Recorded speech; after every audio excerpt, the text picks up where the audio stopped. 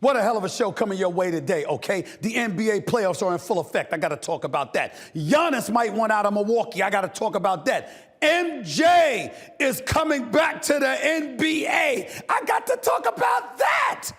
Plus, Diddy's trial. Got to talk about that. And there are people that are saying that I need to be quiet. One of those people includes the one and only Charles Barkley.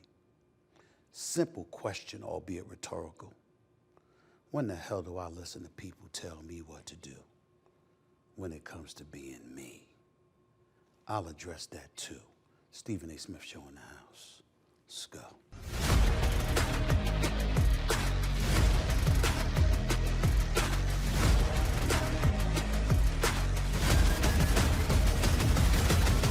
What's up, everybody?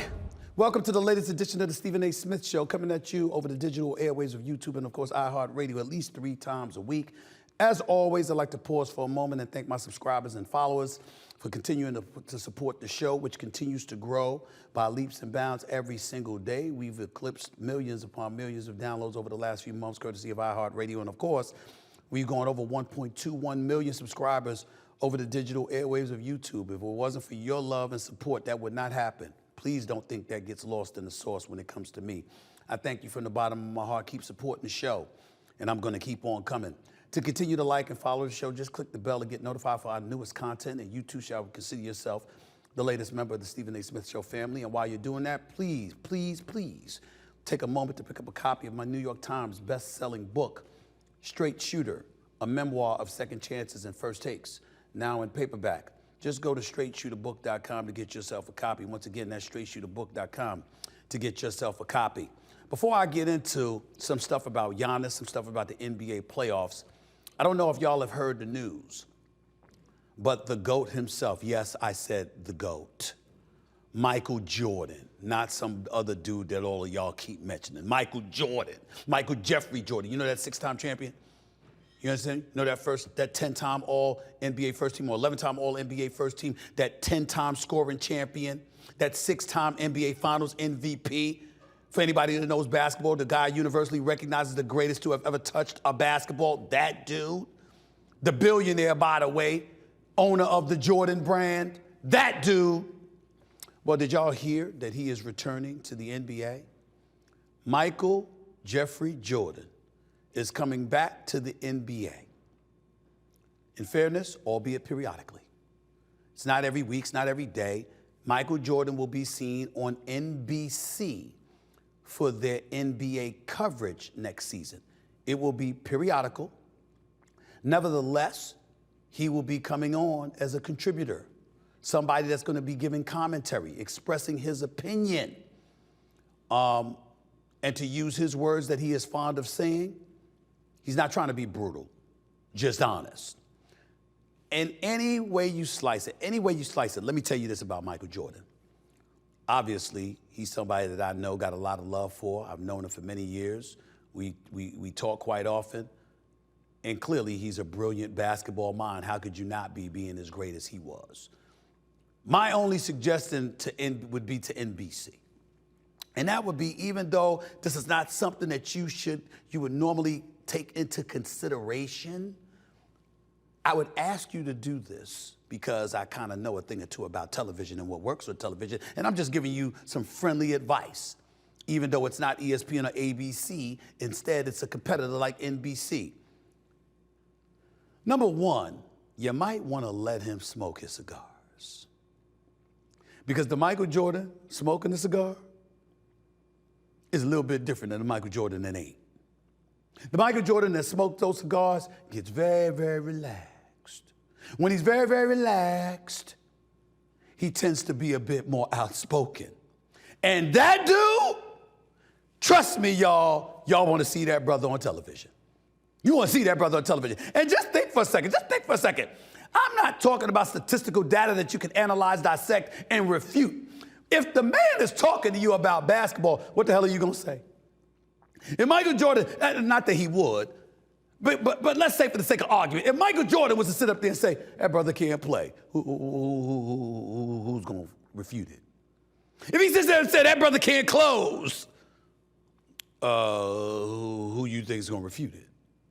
If he sits there and says, yo, this is the dude I want the ball to when the game's on the line, as he's analyzing and dissecting the game of basketball, and he's telling you what's happening in the moment, and he's telling you what this dude or that dude is going to do, what you going to say? This is basketball analysis. This isn't ownership where you got to take a whole bunch of financial things into consideration. This is pure basketball. And I assure you, outside of bringing Ahmad Rashad back to NBC to be the one talking with him, there's nothing better than putting a cigar in that brother's hands. He gets very relaxed. And I'm telling you, it's going to be must-see television no matter what, because when Michael Jordan speaks, we going to listen. But especially if the brother got a cigar in his hand. Just trust me on this. Seems like a little thing, like a shtick or something. No. Trust me. Trust me. Now let me divert back to a different subject in a current NBA player. We're going to get started in the NBA. And before we get to the playoffs, I want to talk about the future of Giannis Antetokounmpo with the Milwaukee Bucks. League sources tell ESPN that Giannis is reportedly open to exploring his best long-term option after 3 consecutive postseasons in the first round. Combine that with the fact that Dame Lillard will likely be out at least a year with the ruptured Achilles injury he suffered a few weeks ago. Antetokounmpo was drafted by Milwaukee in 2013 and spent his entire 12-season career with the Milwaukee Bucks. He's a champion, a Finals MVP, a 2-time NBA MVP, and a Defensive Player of the Year. Most improved player and an 8-time All-Star to boot. All right, All-NBA, 8-time All-NBA and a 9-time All-Star. So this is not a surprise. The Milwaukee Bucks don't have draft capital for the next 5 years, which means that essentially you have to depend on free agency. And who they're going to go out and get? The best thing they could do was ship Chris Middleton out to get in Kyle Kuzma, and how did that work out? They got some decent pieces. They're not scrubs. They can play. Damian Lillard, when healthy, is a superstar in this league. Make no mistake about it. And Giannis is an all-world player. But the reality is that he needs help that the Milwaukee Bucks franchise can't get. A matter of fact, they need him to bring in additional help upon his departure. And that's what we have to look at here. Giannis is in the discussion for the greatest European player who has ever lived and one of the greatest big men the game has ever seen worldwide. And even though the Lakers traded for Luka Doncic and didn't have to give up so much in draft capital, that cannot be the case for the Milwaukee Bucks if you're going to lose Giannis Antetokounmpo. There needs to be multiple draft picks. It needs to be something along the lines of what the New York Knicks gave up for Mikal Bridges, which is 5 first-round picks, 4 unprotected. That's what it needs to be, something like that, which means it'll probably require getting a third team involved. Either way you slice it, the bottom line is this. Somebody brought up the Knicks. Did somebody bring up the Knicks? I'm like a genie. You mentioned the Knicks, I'm popping up. Did you walk in the middle of my damn segment? I did, because I'm trying. Listen, just because you of age don't mean as your uncle, I won't get up this chair and whip your ass. You don't walk in and interrupt my opening soliloquy, my opening monologue. What's wrong with you? I'm here to make sure I shadow you. I don't have a ticket, so I'm with you. We attach at the hit until 10 o'clock tonight. Looking like that? What? With the damn towel on your head? I look like I'm supposed to be in that front row, intimidating the Celtics. Unlike all you celebrities, I'm here. Could you at least shut the hell up so I can finish this before I get to you? Could you shut up? Mm-hmm. Anyway, my point is, if you're Giannis and you want to depart, here's the question to throw out to all of y'all for consideration. You don't have to answer it today. You definitely not going to answer it today. Do you tell the Milwaukee Bucks, I want to become a New York Knick?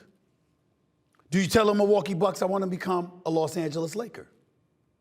Or do you tell the Milwaukee Bucks, I'm open to going to Oklahoma City to join SGA?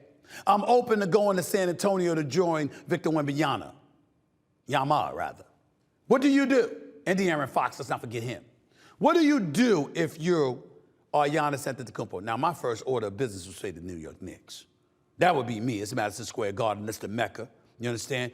I'll let you comment about that real quickly. Do you agree with that? Absolutely. That he could become a New York Knicks? Yes. Who do you give up for him? The Statue of Liberty, Tom Thibodeau, one of my kids. It doesn't matter. We need Giannis. Anything for Giannis? Anything for Giannis. Including Brunson? Not Michael Jalen. That's the pair we need. Everybody else. We got Mikal for 5 picks. Give the 5 more picks. So you'd give up OG, Mikal, Karl Anthony Towns, all of that, right? Yeah, the Liberty too. Whoever. It's Giannis we talking about. You just said he's one of the all-time greats. You know what the thing about it is? What is it? I can't even disagree with you. You I can't even disagree with you. I'm with you on that. But we can talk about that another day because I got to get onto another subject. The NBA draft lottery is tonight, with the Jazz, Wizards, and Hornets all having a 14% chance of landing the #1 overall pick, which most expect to be Cooper Flagg. And this is where I'm at with this. Cooper Flagg, this is clearly his draft, and I like the kid. The kid is special. Make no mistake about it. Cooper Flagg can ball. But there were 4 occasions this year when he had an opportunity to close. And not only did he fail to close, but half the time it involved turnovers. And so I'm looking at it from that standpoint, and clearly he's too young to judge or whatever, and the skills are real big time. There's no doubt about that. I think he's got a bright, bright future. He's got Utah written all over him, even though I would like to see if somebody like Houston could get their hands on him, or if somebody like San Antonio could get their hands on him, because the one thing about Cooper Flagg in this draft is that whoever gets the #1 overall pick is going to have major, major leverage when it comes potentially to acquiring somebody like a Giannis Antetokounmpo. You just never know. Now I will allow my nephew to come in here to talk to me about the NBA playoffs. How are you feeling about our Knicks as they approach Game 4 tonight against the Boston Celtics after getting shellacked in Game 3, after spending the vast majority of the first 3 games in this series being down 20, even though they came back and won in Games 1 and 2? How are you feeling about the Knicks right now? I'm not feeling too good, and it's because of the coach, and I hate to sound like a dead horse, but Tom Thibodeau played Jalen Brunson 40 minutes last game, and we was down 20 for 40 out of the 48 minutes. At what point do you rush them and think about the next round? If we beat the Celtics, we lost to the Pacers last year, and they run up and down. Michael Jalen, 27, now for 21. I mean, what we got to do is start Mitchell Robinson. That's the answer. Start Mitchell Robinson, yeah, who's shooting 7 of 23 from the free throw line, 30%. Mm-hmm. That Mitchell Robinson? Yeah. You say start him, why? Because they're fouling him when we're in the penalty, so he goes to the line. Start him the first 5 minutes of the quarter when we're not in the penalty. So if you're going to foul him, he's not going to go to the line. Simple fix, right? Or if you foul him in a motion of shooting, then he will go to the line. He'll never have the ball. Motion of shooting. But sometimes he does get the ball. Sometimes he is getting fouled when he grabs a rebound and he goes for a putback or something. That is true. No, to strictly dunk the ball or something like that, okay, if you're going to foul him then. But to foul him when we just dribbling up the court and you're slowing down the game, it's almost like watching a football game. You're stopping in between. They got to set up some type of rule. Y'all just going to let that happen? Well, you sound like a person that's really, really upset because you expected the Knicks to win this series. Did you really expect them to win the series, or were you just trying to be a contrarian and act like you was feeling differently because you want to show that you're different from everybody else? No, even with that weak ass towel on your head like everybody else wears. I'm a fan of knowing what you know. Now, Jalen Brunson, is he better than Jrue Holiday right now? Right now he is. Mikal Bridges, is he better than Jaylen Brown? No. Is OG better than Tatum? Not after the last game. That's OG did nothing. But it matters. It matters. And overall, Tatum is better than OG. We love OG, but OG ain't Jason Tatum. So what about Towns? What about Towns? He's a shooter. He's the better of the big men. He's a shooter, but his post game is suspect. His defense has been suspect as well. And just watching him run up and down the floor, it's uncomfortable to watch. He don't look like the healthiest cat out there. You know what it is? We got to fire Tom Thibodeau and hire Melo. I thought long and hard about that. Carmelo Anthony. As the coach? Was JJ Redick. What's the difference? Carmelo Anthony has never shown any inclination to coach whatsoever. He's never said that he wanted to coach. What about JJ Redick? JJ Redick had never said that either. Yes, he did. JJ Redick, everybody and their mother knew that JJ Redick wanted to be a coach. So what does he do about it? He wasn't coaching. So you go on first take when you want to be a coach? I guess I'm going to be a coach too. That is I mean, some people. I mean, Doc Rivers was on TV before, and everybody looked at that and they hired him. Mark Jackson and Jeff Van Gundy and others. I mean, these positions in television do lead to head coaching jobs. Well, I think we should switch it up a or little the bit. coaching jobs. Melo has a podcast, so we respect his voice. That's one. Two, Melo. So you respect the voice of him just because he has a podcast? No, that's just as opposed to anybody else. That's just one of the reasons. But the other reason would be he could tell Cat, listen, Drew Holiday's behind you. Bury him. What are you at the three-point line for? You got him forearming you out to the three-point line. He's the best shooting big man in basketball, but his lower extremities are not that big, is not that strong rather, and his size 21 feet. I hear the brother has bad feet. Did you hear that before we Yes. traded everybody for him? Yes. Because he could shoot so well and we needed somebody to assist in shooting. We didn't mind the giving up of Julius Randle and Dante DiVincenzo, even though I will concede this. As I'm watching the Knicks in this series, and I'm seeing, even though they won the first 2 games or what have you, just watch, I shouldn't say this series, this season, I have found myself watching Julius Randle and saying to myself, in this postseason, and saying to myself, if we could have kept Hartenstein with Randle and DiVincenzo, that might have been better than having Karl Anthony Towns and Mikal Bridges.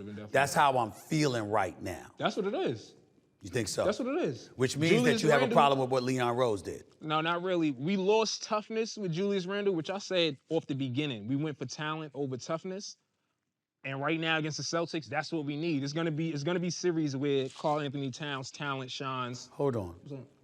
Whose watch you got on? What? Whose watch do you have on? Mine. Where you get it, Josh? The jewelry store. At the jewelry store? You're not gonna keep saying I'm stealing. Josh, You got people watching me when I walk into their rooms because of you. That looked like an old watch that I had that was in my jewelry box. I just looked at it the other day, and when were you at my when were you at my house? Something else. When were you at my house? When were you at my house? That was in my jewelry box, Josh. Listen, your friend Michael Jordan. Let's get to him. Why are you talking like he's some basketball guru genius? Is he not? Is he not? I'm talking about just talking about analysis. You can't go by all the ownership and all of that stuff because you're purchasing a team in a small market. Okay. Obviously, you got to take finances into consideration. You're trying to make money and stuff like that, and then sometimes that goes awry, which is why he's not really doing that anymore. But that doesn't mean he doesn't know the game. Oh, did he draft Kwame Brown #1? Yes, he did. Did he draft Cody Zeller #4? 3. I believe it was 3. I believe it was 3. What about Frank Kaminsky over Devin Booker? That's true. You see what I'm drafted Shea, which was a good draft. Traded him for Miles Bridges. Mm-hmm. Why do I want to listen to Michael Jordan talk about basketball? We know what he did. Yo, you know what? You're not gonna be on this show. We gonna change the subject. You will not disrespect the great Michael Jordan. That will not happen. Right. That will not happen. Right, not the greatest player who has ever lived. He's a good player. Great.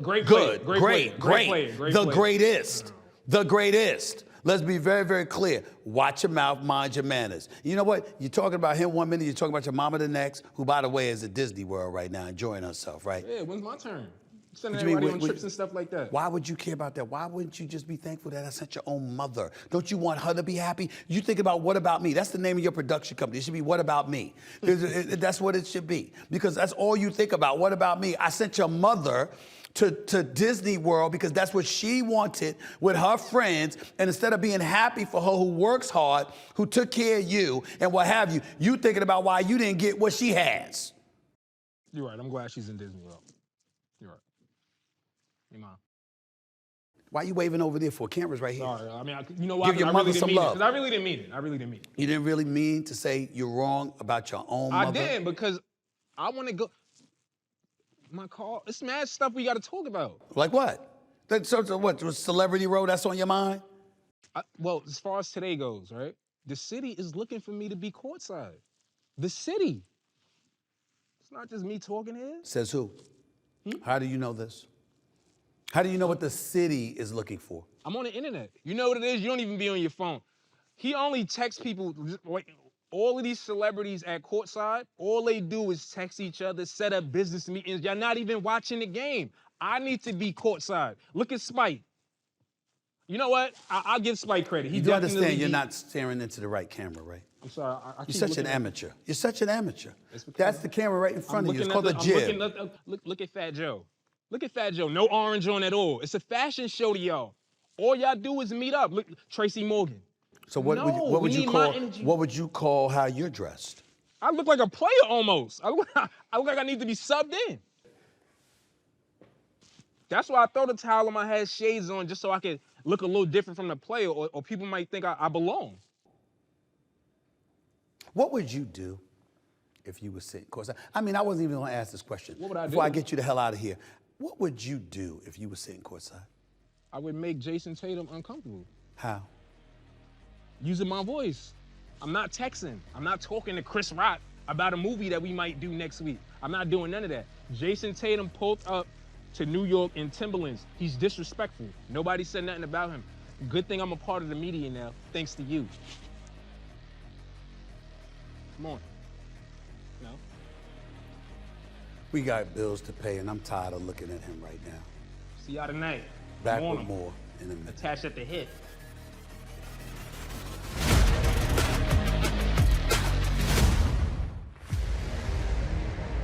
All right, everybody, listen up.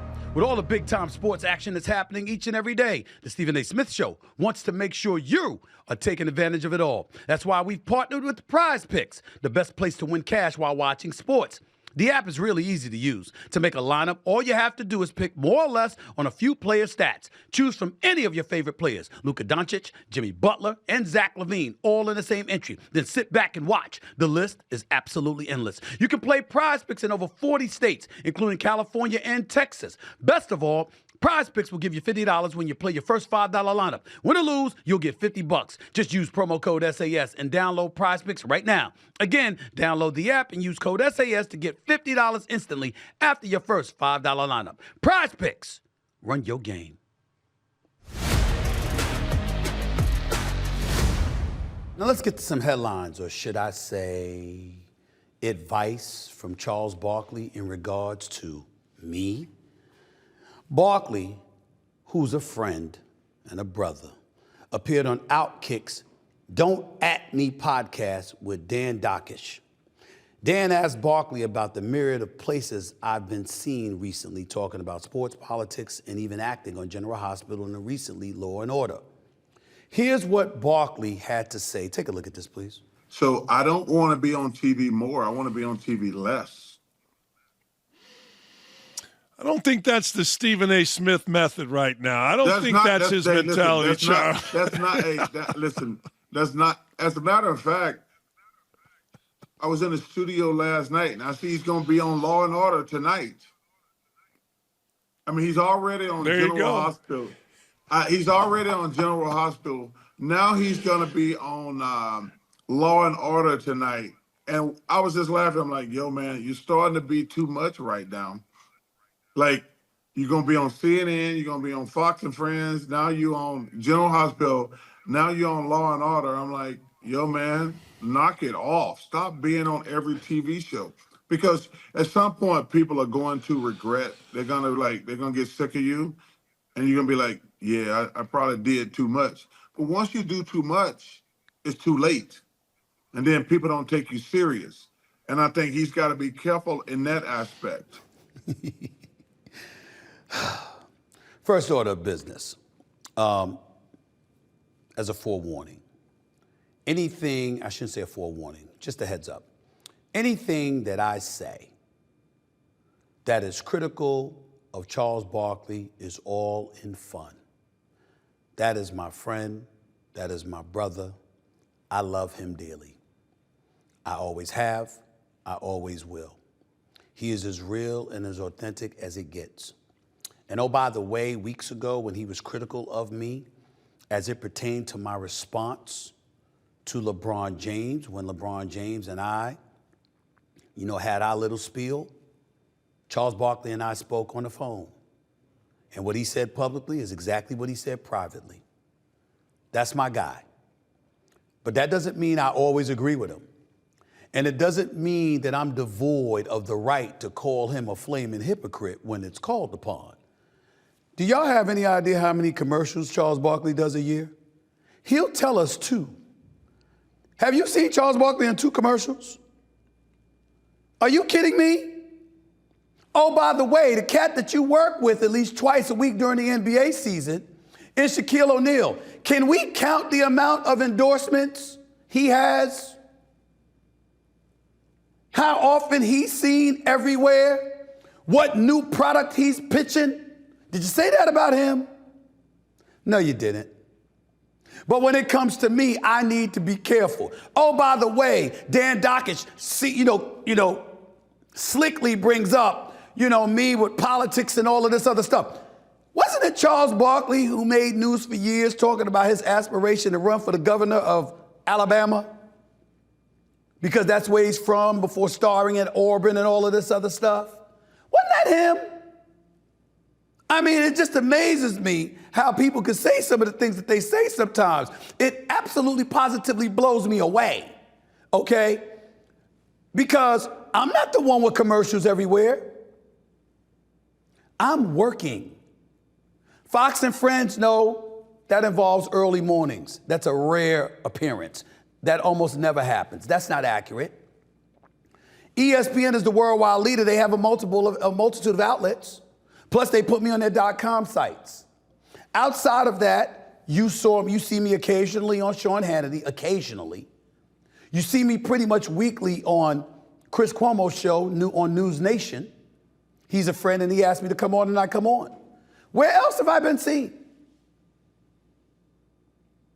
Can we really, really get to the heart of the matter? And this isn't directed at Charles Barkley. This is directed at all the folks out there. I'm making people very uncomfortable. And I don't give a shit. You can sit there and talk about people not taking me seriously all you want to. We'll see. Because I'm a serious brother. That doesn't mean I don't know how to laugh and smile and have fun, but I know who the hell I am. We're talking about me on General Hospital. Why now? I've been on General Hospital for 7 years. It's a soap opera. Saw me acting. They said, hey, he does a good job. And I'm supposed to scale that back because of my conspicuous presence? Last time I checked, that's what we're in this business for. And the very people laughing and dismissing it, are you trying to tell me you would turn down those opportunities if it came your way? Why are you in this business? Yes, it's easy for Charles Barkley to sit up there and say 2 commercials a year, even though that's a lie, because he's definitely doing more than 2. But when you're making the money that you're making, that you have been making for years, you could afford to turn down those opportunities. Don't bring up my contract now. That was just signed last month. You've been making that money for years. So when we look at it from that standpoint, what's that about? And oh, by the way, when you see me at other places, whether it be podcasts or other shows, I don't volunteer to go talk to these people. Y'all call and ask. Yet you'll call and ask and then say, I want to be seen, when you're the one to call and ask me to be seen. Could it be because I speak with substance? That I have something to say that will draw viewers and listeners to your respective shows? Isn't that what we're supposed to be doing in this business? So Charles Barkley, you continue to do the great job that you've been doing for TNT, and next year it'll start at ESPN. And let Shaq market the hell out of himself the way that he does, significantly better than almost anybody on this planet. And let me do what I do. I have no desire to run for office. I have no desire to be a politician. I love talking about politics. I love talking about giving social commentary on social issues. And I love talking about sports. And if that somehow, some way translates into me being in the mix and people talking to me about a potential political position, so be it. It's not where my interest lies. But I don't rule it out because I believe I could win. And I'll be damned if anybody, especially my friend and my brother, who did nothing for years other than play basketball, yet repeatedly announced his desires to one day run for the governor of Alabama, is going to sit here and tell me it's a bit too much. It's too much when I say it's too much. That's how I roll. Respectfully, of course. Number love for you, my brother. Dan Dockish, you're asking that question. I wonder why. If you're uncomfortable with the situation, my brother, and you got questions to ask, just call me. I'll come on under one condition. You don't turn around and say, oh, he just wants to be on another show. I actually have things to say. I don't think anybody can deny that. I'll leave it at that. Until a later date anyway. Coming up, could AOC, that is Alexandria Ocasio-Cortez, become the Democratic frontrunner for the President of the United States of America in 2028? She's not ruling it out. I'll get into that ahead. But first, a jury is seated in the federal sex trafficking and racketeering trial for Sean Diddy Combs. What can we expect this week? I'll get into that with our legal analyst extraordinaire, the one and only Ryan Smith. He's up next right here on the Stephen A. Smith Show over the digital airways with YouTube and, of course, iHeartRadio. Back with more in a minute. Welcome back to the Stephen A. Smith Show. Opening arguments were set to begin today in a highly anticipated federal trial for hip-hop mogul Sean Diddy Combs. Combs has been accused of sex trafficking by force, transportation to engage in prostitution, and racketeering conspiracy as part of a federal indictment originally filed in September of last year. The feds later added 2 more superseding indictments. Combs and his legal team have pleaded not guilty to all of the charges. Joining me now to break this all down is a friend of the program. He's an outstanding attorney who moonlights as a sports center anchor for ESPN. He's also a legal analyst for ABC News, all over the Disney family. The one and only Ryan Smith is right here with yours truly. Ryan, always good to see you, my brother. Always good to see you. Let's get right to it. The trial started today with 6 female prosecutors presenting the case against Combs. What impact, if any, could that have on a jury?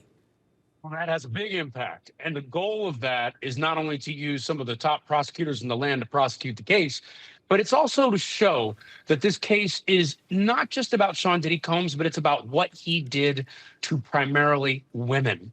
And when you show that kind of front in the prosecution, all women prosecution team prosecuting this case, it focuses the jury for prosecutors on what they want them to be focused on. This was a man who might not have done every single element of the crime, but racketeering is not about that. This kind of charge of conspiracy is not about that. It's about a man who used his power to force women into sexual situations. And so that is part of what they're trying to show. But I don't want it to be missed in all this, Stephen A., that these are some of the top prosecutors in the land. So I think sometimes there's a tendency to say, oh, it's all women, they're doing that to put on a show. No, they're using some of the best prosecutors in the land to make the case by their presence that this is about holding someone accountable. Okay, Ryan, you said top prosecutors in the land. That resonated with me. Because is that to imply these ain't just the top prosecutors in New York? This is not a local thing. They went all over the country and got the 6 of the best prosecutors in the country who happen to be female. Is that what you're saying? No, it's more like the prosecutors in New York. The New York office is one of the best in the world. And so these are their best. These are their top. These are people who have handled cases like Ghislaine Maxwell, connected to the Epstein case. That's the lead prosecutor in this case, handled that case. So these are some of the best women in some of the best office in the world. Break down the demographics, the dynamics and the demographics of this jury. How many females, how many males, how many blacks, how many whites? What can you tell us about the actual jury and the alternates that have been assigned to this case? Yeah, you've got a full jury, you've got 6 alternates. They're a bit all over the map. And I think that's what you want in a case like this. Men and women, different hues, different colors, different races, but they also come from different socioeconomic backgrounds. Some come from different higher level jobs. There's one juror who's a clerk at a store in New York. So I think that's what prosecutors wanted to paint here, a broad swath of New York society, of people who are there to try to judge this case. It can be an advantage for prosecutors. It can also be an advantage for the defense, because the defense can look at this and say, we are going to try in many ways to show you that Sean Combs might not be a great guy, might be a jerk, might be angry, might have committed domestic violence, but was he a racketeer? Was he someone who we should hold accountable for what the prosecution is saying? So this jury is a diverse, broad swath of people in New York, but we will see how that plays out on either side. One of the things I'm looking at right now, this is called the fresh CNN update. I wanted to know what you could validate, what you can elaborate upon, if at all. It says the jury was shown additional footage from the hotel hallway. The jury is being shown footage from the north hallway of the 6th floor of the Intercontinental Hotel. This is where P. Diddy ran out in the hallway with just a towel wrapped around himself, naked up top, going after Cassie Ventura, trying to prevent her from getting on the elevator. He grabbed her, he shoved her down, he kicked her, et cetera, et cetera. He acknowledged, how heinous the video was in his own social media posting in the aftermath of this being publicized. Could you tell us what happened today inside that courtroom as it pertains to evidence that was shown to the jury and any testimony that was given? Yeah, that evidence, that video right there, that is the most powerful piece of evidence the prosecution has. And they put it right up front. First witness in the trial they called, they put that on full display. You talk about the extended view of this, what they're trying to show is the defense will try to say, hey, this was an argument. This was an argument between a couple that went awry. Yes, there was domestic violence here, but this isn't any evidence of racketeering or conspiracy. So the prosecution here is trying to show an expanded view. What that does is it kind of undercuts any defense argument that says you're not showing the whole context of what happened. You're not showing what really happened, and there was so much more that went on that tells a story of more of a couple that got into an argument rather than something that builds more into a criminal racketeering conspiracy or something that is a broader issue that comes from it. So that's what they're showing there. Stephen A., the big part of today, though, was opening statements. The prosecution gets up first and lays out their case. And their case is essentially this. Sean Combs, big music mogul, committed these crimes, had these freak-offs, had coerced women into forced sex, all as a part of a criminal enterprise, and others were involved to facilitate that enterprise.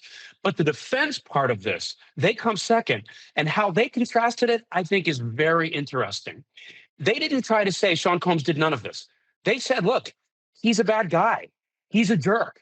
He has anger issues. He took drugs. And they even took the step of saying that he had some domestic violence in his past. That is important. Because in a way, you put to the jury, hey, if he had these things, doesn't that build into what the prosecution is saying? What the defense is going to try to do here is say, just because he is a bad person doesn't mean he is a person who did illegal things. We do not convict people for being bad people.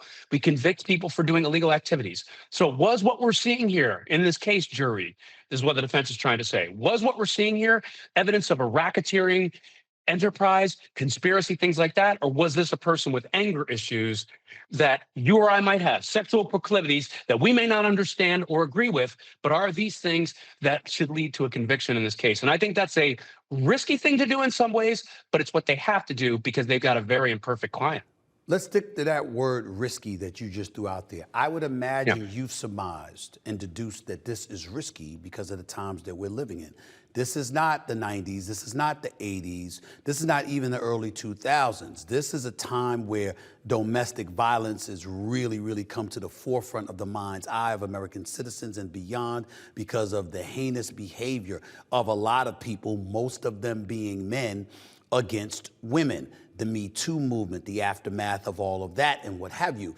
You're looking at those kind of things, and I find myself saying, why in God's name would a defense team believe that that's a strategy to employ in light of how sensitive we are to those things in these times compared to how we were in years past? Is that why you use the word risky? It is. It is, because we are in a time where we are believing people who are accusing big titans of industry like Sean Combs. So in the past, a lot of times you could undercut that in so many ways as a defense team. You could try to dismiss a victim. You could try to attack people who are accusing people of other things. That is a much tougher thing to do today. That's why it's risky. And in a way, It's risky because you're painting part of the prosecutor's picture.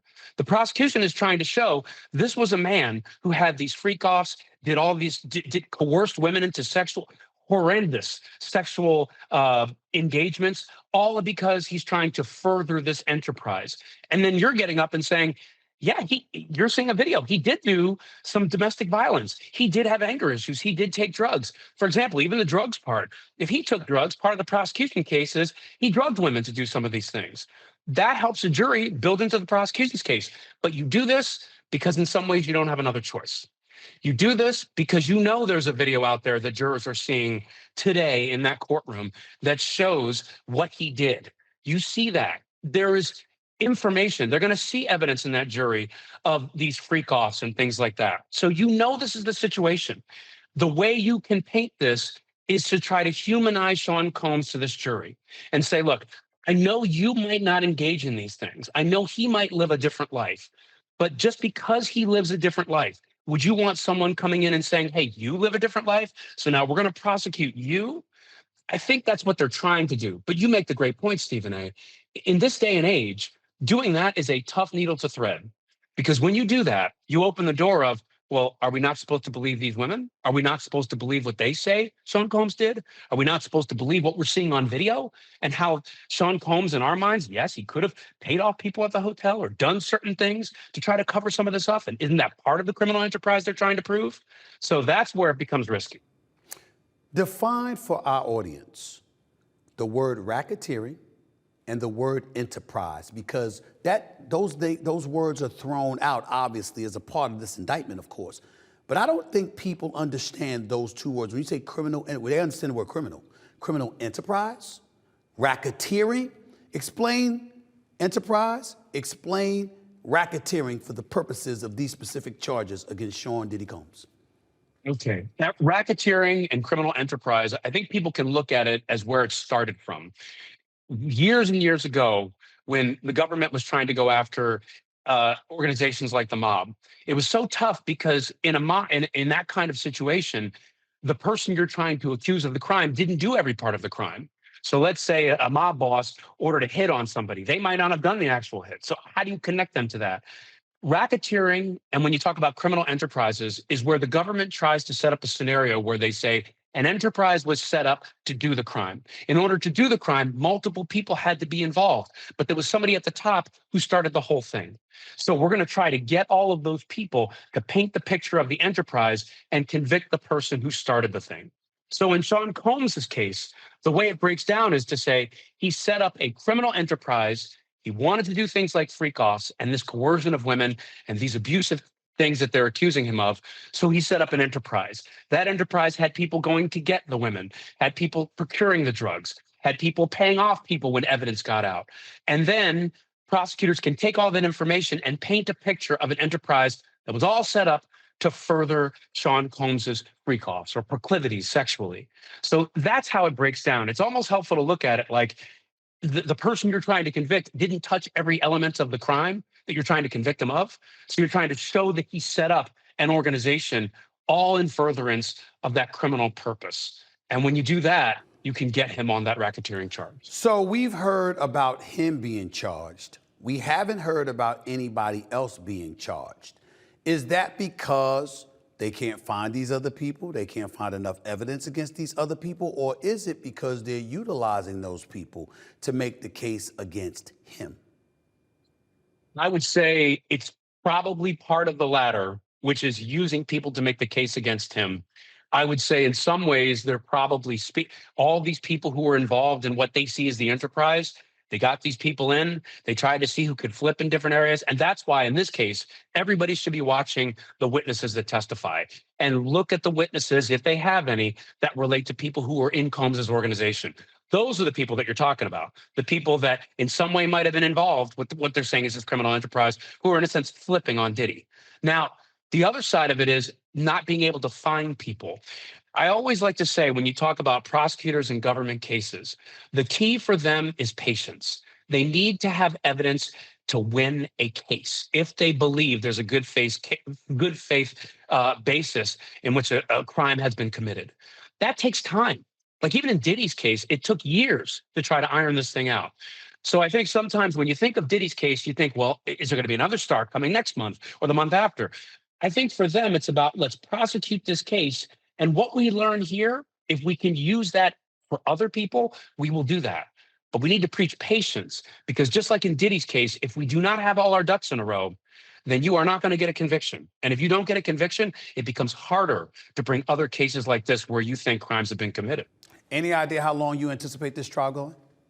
I think weeks. It could be anywhere from 6 to 8 weeks. And it could be a little bit shorter, but the key is the prosecutor is going to take all the time they need to lay out all their evidence. I think one thing you can look for is the defense is not going to need nearly as much time as the prosecution because their idea is going to be to try to shoot down a lot of what the prosecution has. But I think this is going to be a weeks-long trial. You are going to see a lot of evidence come out because what the prosecution has to do is like what we talked about, paint this entire picture of an enterprise. But here's the key, Stephen A. They got to do it in a way that makes it simple for the jury. It can't be so complicated that jurors sit back and say, I can't really get what they're trying to do here. I mean, what are you trying to say to me? What prosecutors are trying to say is, here's a broad picture of an enterprise, all in furtherance of a crime. They've got to be able to focus on that every step of the way and not make it too complicated. And for the defense, the key is going to be poke holes. They want to show a man who was maybe mean, maybe angry, maybe had unconventional sexual proclivities. That would be their way of wanting the jury to look at it. But never force anybody to do anything. They're going to poke holes. They're going to try to knock down a lot of the witnesses by saying they willingly participated in a lot of the conduct, maybe even in some ways tried to facilitate some of the conduct if Combs asked for it. And they're going to try to paint the picture of he may be a bad guy, but he's not a criminal. Last couple of questions. We know how eccentric Sean P. Diddy Combs was, and particularly with his wardrobe, how fly he liked to look, et cetera, et cetera. Yet he shows up to court today. He's dressed down, wearing a white dress shirt, a light colored pullover, and khaki pants. It's not how the public is used to seeing the music mogul. What do you make of that? That's by design. And it's always by design. I don't want people to think that, oh, he's doing that. That's not what we would see with other people. This happens in every single case. The defense is trying to humanize him. And in order to humanize him, they got to make him look like other humans. And other humans don't come in looking fly wearing $10,000 watches or more. You know, other humans are wearing regular clothing, a suit, a tie, just there to be humble. And one of the pictures that the defense is trying to paint with Diddy is to say, and you saw this in Diddy's video, I know I did something wrong. I know I was not always my best. And so what they're trying to do is, in his appearance, paint a man who is humble, who is just there. I will sit through this case, but I did not do what prosecutors said. And that's the image they want to show. So I think when people say, well, where's all that flyness that we're used to seeing? You would never want to have that in court because that would make him look less human to the jury. You want the jury to almost look at him and say, even though we know he's a billionaire, he's a music mogul, when I look at that man in that defense chair, he looks like a man who did the wrong thing but isn't a criminal. That's what the defense wants to show in his appearance. The jury opted to choose the jury. The judge, rather, opted to choose the jury today out of concern that if given the weekend to think about it, jurors may have second thoughts about serving. Good move on the part of the judge? Yeah, excellent move on the part of the judge. You want to get this thing underway fast. And I know a lot of people actually said to me today, wow, they just seated the jury and now we're getting going right away. That happens all the time. This is a big commitment for jurors. And I know the jurors' names won't be revealed. That's a big part of this. That's a big part of our justice system. But think of the pressure these men and women face. Think of the fact that they have to sit through 6 to 8 weeks of a trial, pay attention to every detail of perhaps the biggest trial in the world right now. And so for them, there might be feelings of, I don't want to be a part of this. You know what I'm going to do? I'm going to go home and I'm not going to come back. Let him say something about that. Use one of the alternates. No, this judge is looking at this saying, we have a jury. Let's get this thing going. And at every stage, you will see this judge trying to move this case along. If he has to stop it, he will. But his key is not to elongate it, because the longer it goes, the more a chance that you might lose a juror. And that's the last thing you want. Yes, you have the alternates, but the people sitting on that jury right now, they are focused on making a decision. And you don't want to lose one of those decision makers, bring in an alternate, or worse, have it happen to multiple people, and then you start opening this case up to questioning. So the faster you go, the better off you are, and this judge is handling that right. Last question. We've heard nothing about character witnesses for Sean Diddy Combs. A, have you heard of any? B, if you haven't heard, what kind of effect could that potentially have on a case of this magnitude and sensitivity?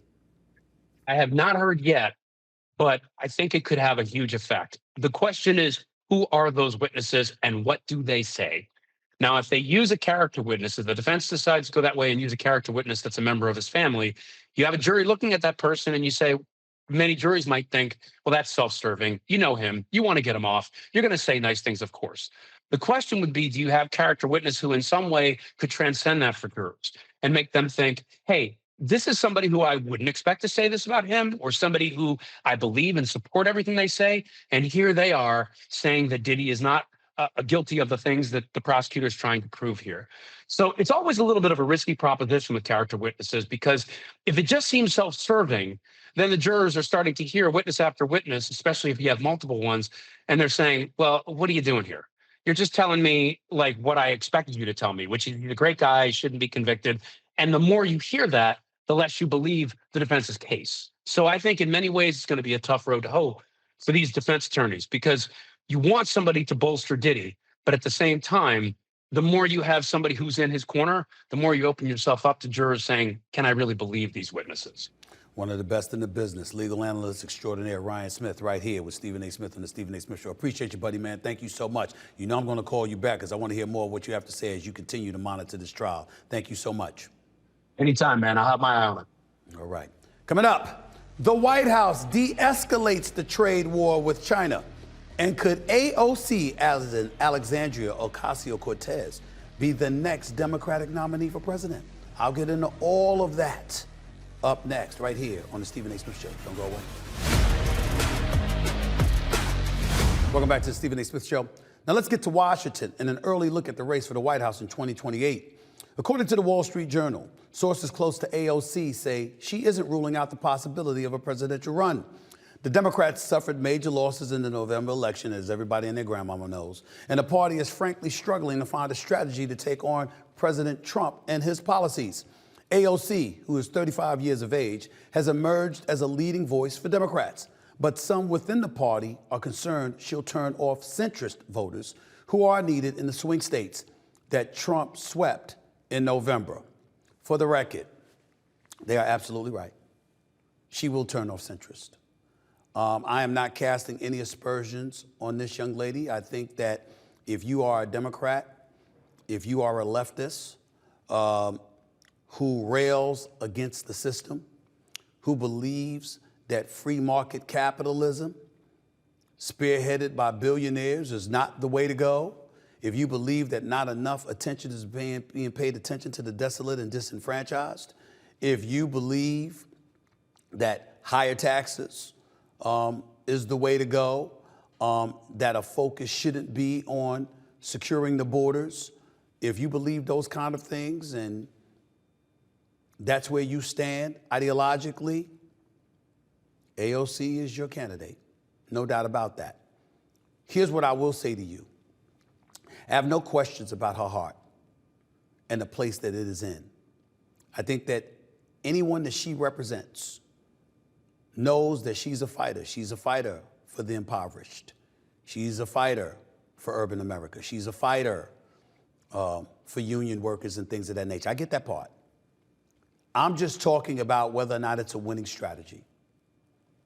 Most people in the country are centrist. They're moderates, whether they're Republican moderates or Democratic moderates, or just flat out centrists who are independents.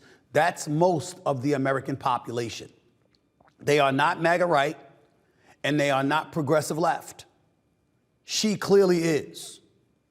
And not to be literal, not to be taken literally, but she gives the impression that when you talk about universal health care and you talk about other things, if it equated to taxing Americans 70% of their income, she wouldn't be against it. That ain't gonna win you elections. That's not gonna win you elections. If you're living in this day and age and you're talking about fighting for certain rights as it pertains to transgender individuals, athletes transitioning and men competing in women's sports and stuff like that, which she's not about to speak against. If you think that's going to win you an election, you've got your head in the sand. See, the real issue that I'm having right now with the Democratic Party is I'm waiting to hear what your plan is. It can't be we're just against all things Trump. What's your plan? What's your plan for the economy? What's your plan as it pertains to comprehensive immigration reform? What is your plan when it comes to foreign affairs? What is your plan as it pertains to the Israeli-Palestinian conflict, or shall I say Israel with Hamas? What is your plan with Russia and Ukraine? Is it just giving Ukraine more money like Biden was willing to do? What are your plans? We got to pay attention to all of this stuff. Jobs in America. Recidivism in our jails. All of these things. What's the plan? What's the plan as it pertains to the vast majority of Americans in this country? What is your plan? I don't have one yet. That's why I keep telling y'all, if I ever run for the presidency, oh, trust me, that's not a decision I'm going to make for years, for at least the next 2 years. And I sincerely hope that it's not me. You got a lot of people that look at Wes Moore, the governor of Maryland, that look at Josh Shapiro, the governor of Pennsylvania, that look at Gavin Newsom, the governor of California, that looks at Andrew Cuomo, the former governor of New York State, who's now running for mayor of the city of New York. The key operative word in all of that is governor, meaning you ran a state, as opposed to being one of 435 representatives whistling into the wind about what you think is wrong with this country, ill-equipped to do something about it. Because you're relatively limited, because you're only one voice of many, as in 435. You got people talking about how she should run for a Senate seat. Maybe that's true. Maybe she should supplant Senator Chuck Schumer, who's been there for ages, and people have been critical against because he sided with the Republicans a month ago instead of the Democrats. Either way you slice it, here's the point. Are you really just talking and railing against the establishment? Are you railing against the new establishment that is the MAGA right led by Trump? Or are you strategizing as it pertains to what's going to work? I saw her go on tour with Bernie Sanders. Okay? If that man mentions the word oligarch one more time, I'm going to lose my mind. He's been saying it since 1983. Haven't you noticed that folks ain't buying that right now? You're having these rallies, flying on jets, and doing all of these things, which is basically the same kind of thing you've been complaining about. Where's the consistency? Where's the absence of hypocrisy? These are the kind of questions people are going to ask. Do you have the answer to that? Other than railing against the establishment. I've listened to Jasmine Crockett. Both AOC and Jasmine Crockett are welcomed on this show. I respect the hell out of both of them. I'm not here to disrespect anybody. I'm only talking about what strategy is going to work. When I hear Jasmine Crockett talking about how I'm just against all things and everything Trump, is that legislating? Isn't it an obligation that you have to come up with something? If the other party is in office, you have to go from thinking that you're going to get what you want if your party was in the White House, and instead transitioning to how can I work with the other party to get some of what I want, because I know I'm not going to get most of what I want because they won the election. How do we know this? That was Obama's approach when he beat Senator John McCain for the presidency in 2008. That's what he said. I won. We won. It's our turn. I remember Mitch McConnell, the Republican senator, Speaker of the House. I'm sorry, Speaker of the Senate. I remember what Mitch McConnell said at that time. My goal is to make Obama a one-term president. That's not somebody that was willing to work across the aisle. I get that. But it compromised the White House because ultimately the kind of power that they had in having the House, the Senate, and the White House was lost a couple of years later. With what AOC is doing, with what Bernie Sanders is doing, with what Jasmine Crockett is doing, I don't know if that's going to win you back one of the houses of Congress come 2026. What is your strategy? That's all I'm asking. It's a question for Democrats everywhere. Because if you don't come up with an answer soon, Trump and his peeps are going to answer it for you. And they're going to win the midterms in 2026. And then you'll really be up Schitt's Creek. Now let's get to the White House. And the latest on the trade wars with China. The White House touted a quote, China trade deal on Sunday. And the president spoke on it today. The announcement comes after two top U.S. officials alluded to a potential agreement yesterday with China following talks in Switzerland. What we know is that the U.S. and China agreed to drastically roll back tariffs on each other's goods for an initial 90 days. The move de-escalates the trade war and sparks increases in the global markets, which rallied today. By May 14th, the U.S. will temporarily lower its overall tariffs on Chinese goods from 145% to 30%, while China will cut its levies on American imports from 125% to 10%. That's an accomplishment, ladies and gentlemen. You know why? Because the Dow increased by 1,044 points. And all of a sudden, all of this noise about how our 401ks have been lost and our IRAs have been compromised and all of this stuff going on in the stock market that's compromised American lives and Social Security is in jeopardy and all of this other stuff. I got news for you. This 90-day reprieve forced the markets to react in a positive way. If a deal is struck within 90 days, and if it is a deal deemed successful by the Trump administration, remember what I just said about AOC, Jasmine Crockett, Bernie Sanders, etc.? Toast. Democrats will lose the midterms. If Trump finds a way to win this tariff war, and make no mistake, this is where the war was. All of this stuff where he's throwing tariffs at everybody else, that was smokescreen. The target was China. Third largest economy in the world. Target was China. The third largest trading partner, I'm sorry. That's what happened. If this is ultimately deemed a success by the Trump administration, the GOP will win the midterms. And you think there's perceived power on the right now. Imagine how it will be then. So somewhere along the way, as Democrats plot, and they're willing to point to everything about Trump, about Qatar, giving, assisting in getting a new plane, a new Air Force One, and how is Trump and his family business padding their own wallets, and all of this other stuff that everybody wants to bring up. America has deduced it to such a degree, I'm going to make it very simple for you. When it comes to the political landscape and the apparatus that runs our country, we assume in some way or another, all of y'all are getting paid. We don't assume for 1 second that you're just doing it for the good of the country without doing it for the good of yourself. We believe there's something in it for every elected official. Doesn't make it corrupt, doesn't make it illegal. We're just saying that there's something in it for each and every single one of you. So with Trump willing to get his along the way, whether it's directly or via his sons running his family business or whatever other method he chooses to use, it's not a surprise. It's not something that throws us aback. What we really, really care about in the end is whether or not something is best for America.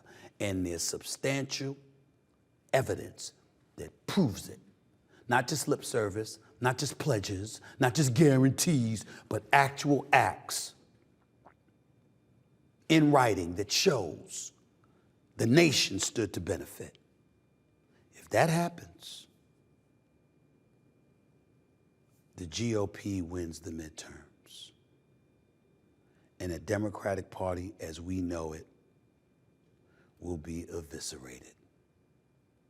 Because it would be the latest nugget of evidence that the American citizen has completely lost faith in the left, even when they believe in the moral message that is spewed, because we've lost faith in your ability to execute. Just because somebody is in office that you do not like, that you do not agree with, doesn't absolve you from the obligation to do your job, which is working across the aisle when necessary to get at least some things done on behalf of your constituency. That's your job. And to just be going after the president because you don't like him and you want to call him every reprehensible name under the sun, to decry his leadership and that of his administration. You might think that's doing your job. It's not. There are plenty of people we work with that we don't like every single day.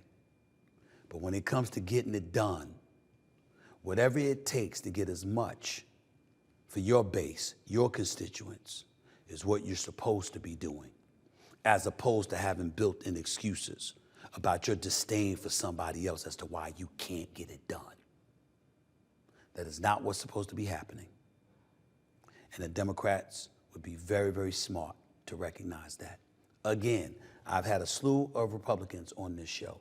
I've had a whole bunch of Democrats as well. They are all welcomed on this show. That includes AOC. That includes Jasmine Crockett. That includes Bernie Sanders. That includes any of them. The goal is to help America be the very best it can be, and that all of us get served advantageously in some way, shape, form, or fashion. That's the goal. You can't pull that off by just screaming about how the other side is awful and having people in the crowds echoing your sentiments. That doesn't get policy on the table. It doesn't get things done. It only provides rationale as to why they didn't get done, which people have grown tired of a long time ago. That's it for this edition of the Stephen A. Smith Show. I got to get on out of here because I got a Knicks game to cover tonight at Madison Square Garden against the Boston Celtics. But I'll be back in a couple of days. Hope y'all enjoyed the show. Thanks again to Ryan Smith, legal analyst extraordinaire for ABC News, as well as a sports center anchor for ESPN, for coming on the show, blessing us with his presence and his knowledge. Always appreciate him, and I'm in a good mood, so I'll even take a moment to thank my nephew, Josh, who is going to bum rush me and follow me to Madison Square Garden so he can get in the damn building. All of this stuff I have to deal with, but I'm in a good mood, so I'll tolerate it today. Until next time, ladies and gentlemen, this is Stephen A. signing off. See you in a couple of days. Peace and love.